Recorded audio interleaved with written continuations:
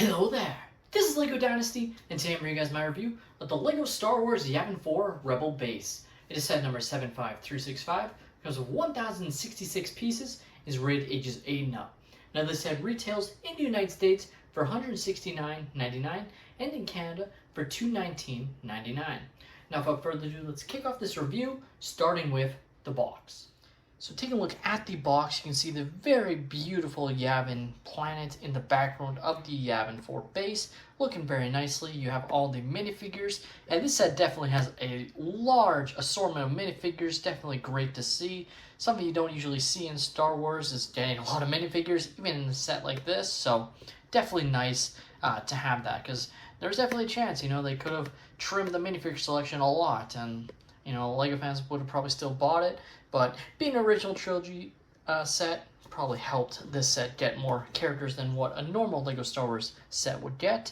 You have the sort of microfighter Yavin, or Y-Wing there, which looks very cool, I have to say. Now flipping towards the back of the set, you can see the set from the back side, so some of the other sections. You have the medallion area, you have a radar dish at the top there, command center, and whatnot, pseudo sort of hangar bay, but not really. And then probably one of the worst LEGO trees ever created, but we'll get into that. And overall, this set is very similar to the Darth Vader's Castle playset that I also have a review on. Definitely seems very inspired, and especially in its shape of the set, but a lot more minifigures in this set than that set ever had, which is awesome to see. Now there's not one, not two, not three, not four, not five, but 6 manuals included in this set. And as you can see, they're all divvied up. And what's very nice is you can essentially split up the build process. So if you have a family or a bunch of friends, this is the perfect set to split up, because the first manual and first 2 bags is for the Y-Wing.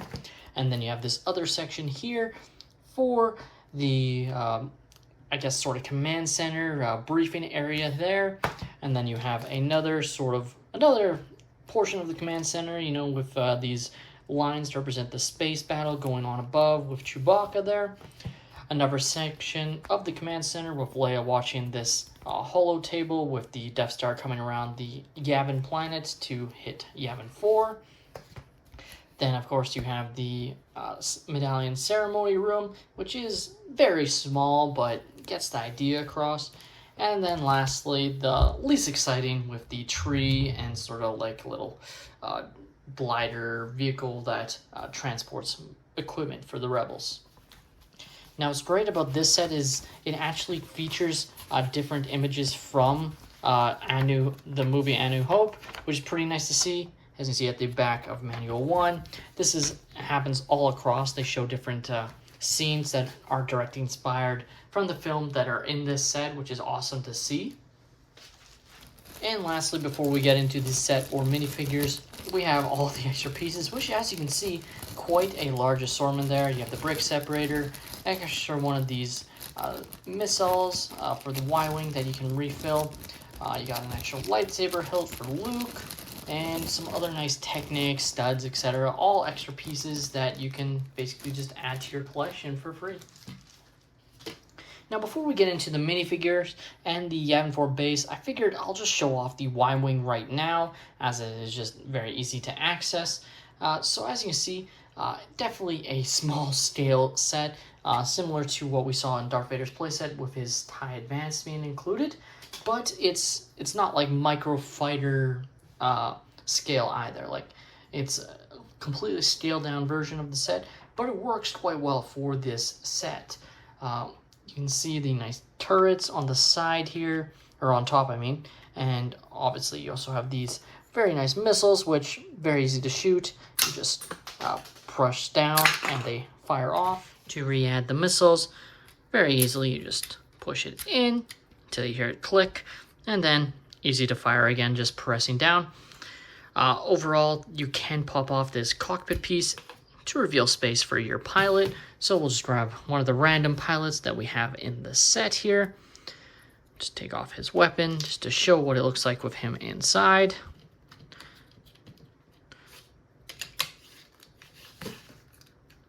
just like that. As you can see, he's ready to go and take on the Death Star, who looks just like that.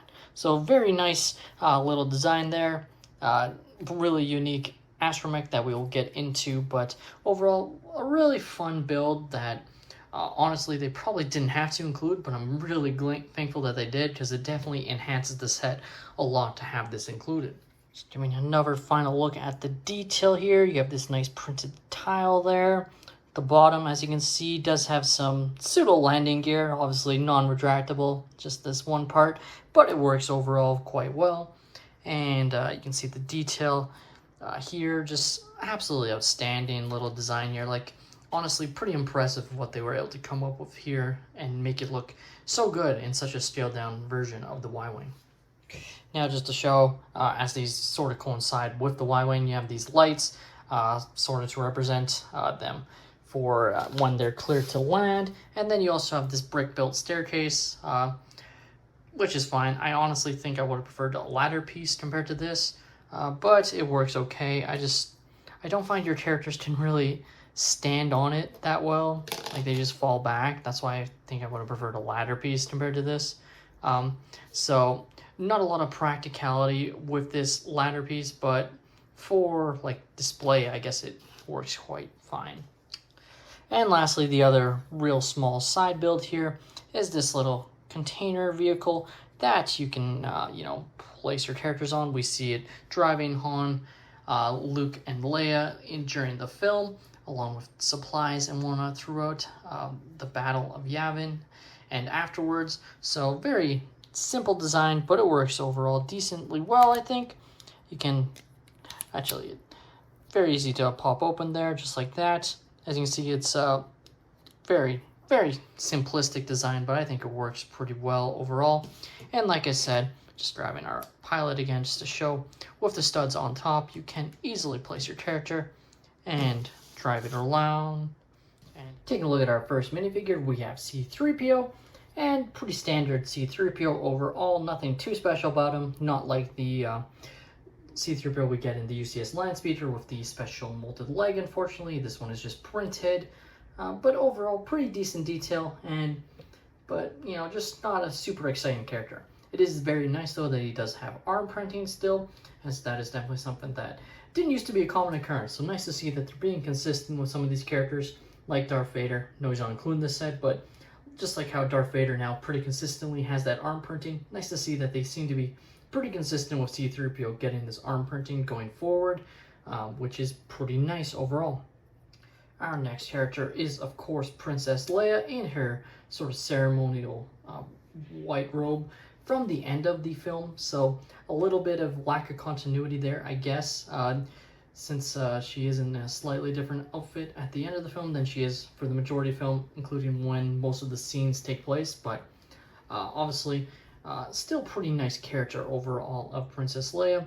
Very nice printing, has her silver pistol here, which looks pretty nice. You have the dress piece printed on both sides there. She does have a double-sided face with her a bit more angry, as you can see. Our next character included is a Rebel crew member, which you already saw as they were driving the vehicle there. Definitely pretty nice as an updated version of ones we've gotten in years past. No arm or leg printing, but the torso print looks pretty good on both sides. Taking off the helmet piece, you can see it is a more feminine face there, which is pretty good, with the chin strap on both sides of the double-sided face. Taking a look at our brand new astromech, which I believe is exclusive to the set, we have R2-BHD, and definitely really cool in this sort of all silver. You have a sort of lighter silver on this body part. Then you have this more chrome silver for the legs and the headpiece, which I think just overall looks very nice, gives it a very unique look. No back printing on the back of the astromechs, definitely something I hope we see going forward fully across all astromechs, regardless of which character it is. But still, this is a pretty darn good looking R2 unit. And then next we have R2-D2. Nothing super special about him. He does have the back printing, which is becoming more standard for R2-D2 specifically, and I guess Chopper. But as you saw with R2-BHD, did not have back astromech printing, so definitely very nice that they did keep R2 here with the back printing there.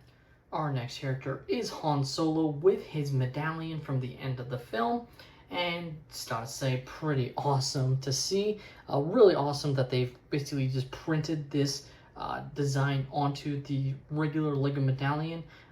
They could have just gave a pretty standard medallion, but nice to see they went the extra mile, and it really looks absolutely gorgeous them doing that. Now it is a piece that you can pop off to reveal the torso print a little better, as you can see there. Just looks really good, and you can sort of reenact Leia giving Han the medal at the end if that is what you want to do.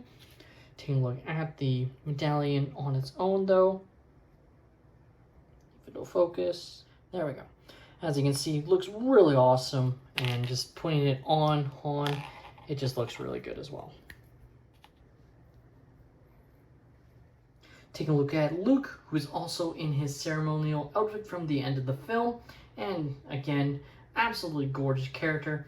I actually did have the previous version that they made that had the medallion just printed on, so very cool to have, you know, the two different versions. I really like, as I mentioned with Han, being able to take off the medallion and reenact that scene, which I will take off just to show off what the torso print looks with the medallion off, as it is a very nice print and unique to this set, and just looks absolutely gorgeous there. You got some decent back printing on the back there, but just really nice character here.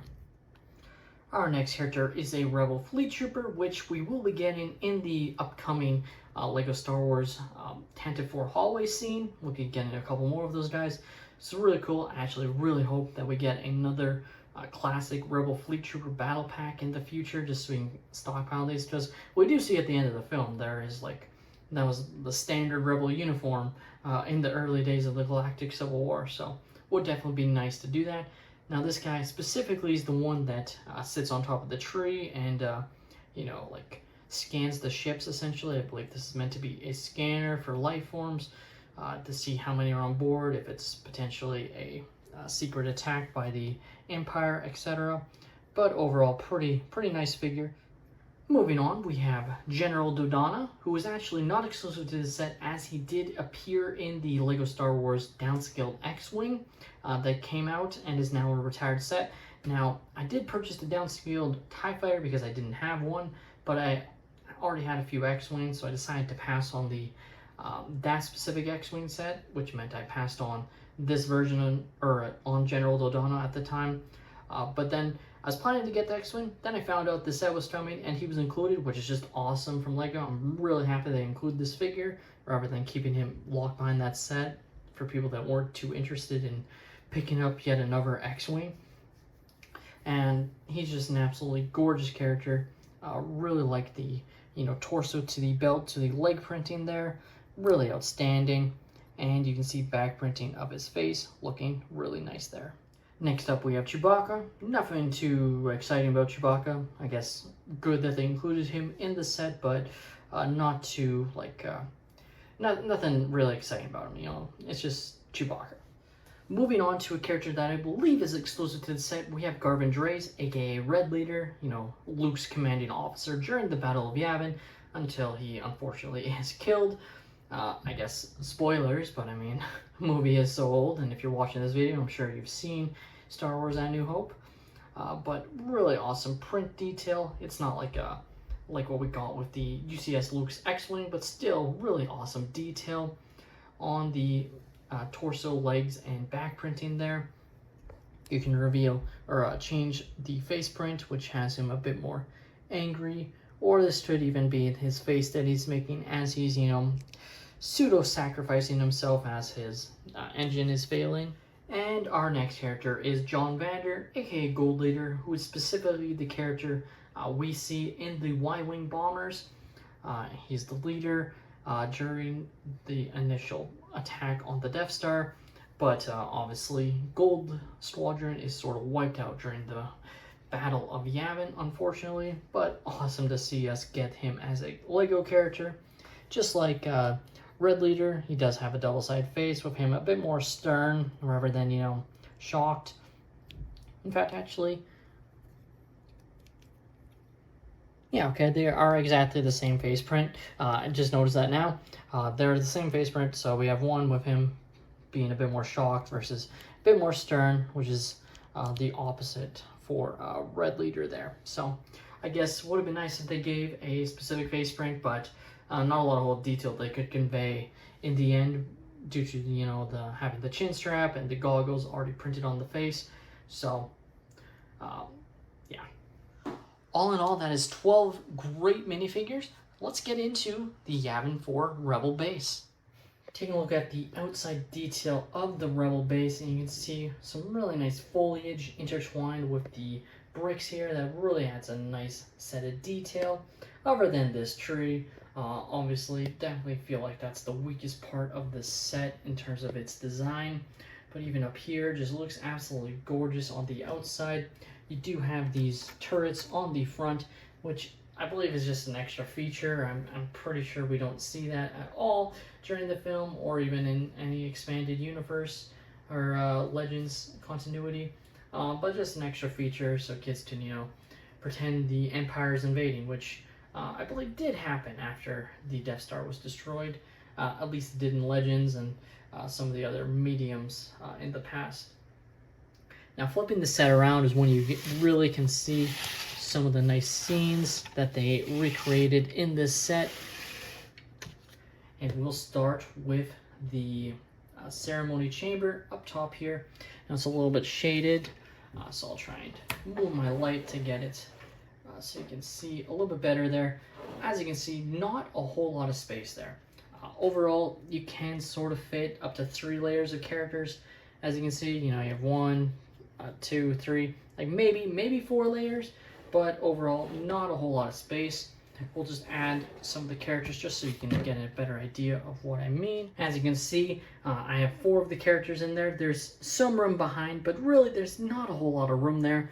So definitely the most disappointing part of the set, especially when you consider that there was a original prototype of the set way back to release in, I believe, 2007. That they had designed that had like this whole hallway that the characters could walk down, and there's a lot more room, I feel like, in that prototype design than what they came up with here. I almost feel like they could have expanded this out a little bit more and just, you know, had like another, like something that fully went to the bottom as supports, etc., or even just something that connected here, just something that would have allowed more space, I guess. Yeah, so like if there was something that connected down to the bottom or something that connected over to these sides here, that allowed this to expand a little bit more, give you some space to put characters on the side to, you know, be clapping and congratulating the characters for their accomplishment. Definitely feel like that might have been a little bit nicer. Now, it is quite easy to pop this set off on top here, so you can get greater access to some of the other sections, or even just this one if you wanted to display it a little bit differently, as you can see. So pretty nice in that sense. You do have this radar dish here, which is kind of just an extra feature, no real like benefit of it being included, but I guess nice to have. I'll just move this off to the side here. We'll take a look at this next section here, which is the briefing room, where they talk about attacking the Death Star and using their targeting computers to blow up the Death Star. And so we have General Dodonna, who's obviously briefing the characters.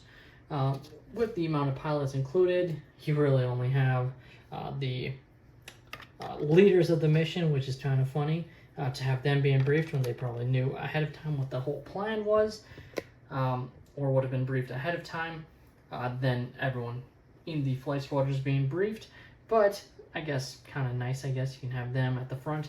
There is no Wedge or Luke in their pilot uniforms, which, I mean, this set has 12 minifigures. Asking for more might be a little bit greedy, but still would have been nice, I guess. Now the bottom section here doesn't house a whole lot overall. In fact, it's really just studs for you to place your characters if you have extras. To the side here, you have this sort of wall where you have a rifle, sort of a weapon stand, I guess, but not really. And then, of course, you have the ugly tree. And really, it's just ugly because they wanted this functionality of being able to move it up and down, as you can see here. So you can push it all the way up and actually can lock it in place at least the middle interval. You can't keep it locked at this highest point, but you can leave it locked there compared to dropping it all the way down. So placing our rebel fleet officer here.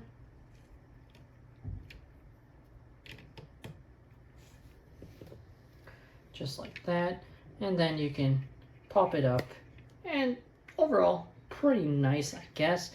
But it feels like if they had to cut something with the set, this is the part that they really should have cut. Would people have complained about missing that part? Maybe. But I feel like at this point, seeing what they came up with, it just feels unnecessary. And like I said, I just really don't like the look of it at all. Now coming around on the other side, you have this very nice detail here of the Death Star trying to move in range around the Yavin planet to reach Yavin 4, one of the moons of Yavin that the rebels are stationed on. So you can reenact the scene with Leia watching the computer, waiting to find out if they're going to be killed rather than trying to evacuate. As it is the rebels' last stand, they know if they can't destroy the Death Star now, they're never going to be able to win anyways. So as the Empire would just fix the fatal flaw that was left by Galen Erso in Rogue One. So overall, pretty nice detail. Again, not a lot of space for your characters. Like you can fit another character here, but like it really just comes down to the set being downscaled and cramped so much. It really feels like they definitely had room and could have made the set had more sections, you know, extended this middle section out rather than leaving it blocked off, you know, having a plated here that the characters walk in so they can go in here, because as it stands right now, like you basically have to place your characters themselves. Like there's no way for the characters to reenact walking over here, which again, minor nitpick, I guess, but definitely something I wish was the case, you being able to sort of reenact your characters, because right now it's blocked by these screens. Now this little sort of turret area, it's pretty nice that you can move it back and forth, as you can see at, I want to say that's a 45, maybe 30 degree angle total, but it gets the job done, you know, if you're defending the base from Imperials. Still, pretty nice feature, I guess. Definitely not a super necessary one, but they wanted an extra play feature, and that's what they came up with. Now, what's really cool is, again, these sort of, what I believe is meant to represent the space battle happening, you know, all these lines, space routes or something, just something that looks really cool, and basically it's just on these translucent blue pieces here. These are stickers, and it just looks really nice. The other detail you can see right here is the Rebel insignia. Again, another sticker, but just looks really cool. You also have some other sticker detail down here, with it being a Y-wing with a damaged engine, as that is what it's showing.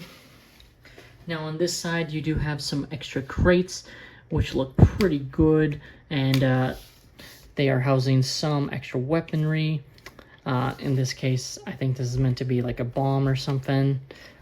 It's just a couple of studs with a cylinder piece attached, and then on the top here you have some thermal detonators. So pretty nice detail there to have included. You also have some more space here for weapons, as you can see with these clips here, which is pretty nice to have as well. And lastly, this little piece here that just flies back and forth. You have some extra detail there. The set is able to come apart at different sections, as you saw from how you built the set, so you can actually split the set into many small sections, and while you can't like interchange them and have them at different angles, as it would just look really weird based on where the Technic beams are, if you wanted to, I guess you could try it. Just, you know, based on how these studs are, you would have to place it like this, and then that's looking like that, etc. You'd have to move this sort of a foliage piece, etc. Like it's not meant to that. It's just if you had limited space, you could break the set into smaller sections to display it that way. The LEGO Star Wars Yavin 4 Rebel Base is an awesome playset with a lot of great minifigures. Realistically, I wish they almost made the set a little bit bigger, perhaps as a Master Builder Series set, which I think would have really captured the overall essence of Yavin and would have made this set far better than what we got. I still think this is a really good set though, but it's one that I think I would wait a little bit for either a LEGO Double Points promotion or it to go on sale rather than pay the full price, as at the end of the day, 1,066 pieces, paying 170 US or 220 Canadian, that is a lot, whether you're a fan of price per piece or not. It just, as I feel like there isn't a whole lot of really big parts, and overall, this set is at the end of the day the victim of the Star Wars tax, where the set, if it was in a different theme, would probably be $20, maybe $30 cheaper than what we got here today. In saying that, I still think this is a great display set, especially from the front, with some nice features on the back for your characters if you wanted to use it strictly as a play set. But if you're looking for display, I still think this is an absolutely beautiful build that could be enhanced with some own user modifications if you wanted to do that. With that being said, that's all my opinion. Let me know your thoughts on the LEGO Star Wars Yavin 4 Rebel Base in the comments down below. Are you guys a fan of the set, or do you think it is overpriced or is missing sections? Would you like to see it be a bit bigger, perhaps as a full Master Builder Series set? Let me know in the comments down below. Please like and subscribe if you have enjoyed, and have a great day, everyone.